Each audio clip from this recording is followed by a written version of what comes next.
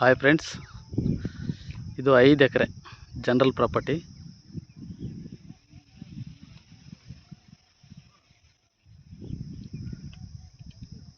Square ಇದೆ.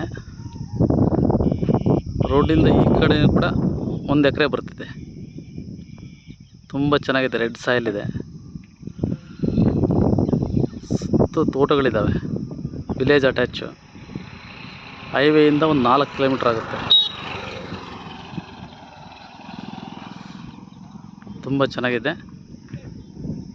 Chitradurga district, Hiriyur taluk. ಇದು ಐಮಂಗಲ ಹೋಬಳಿಗೆ ಬರುತ್ತೆ.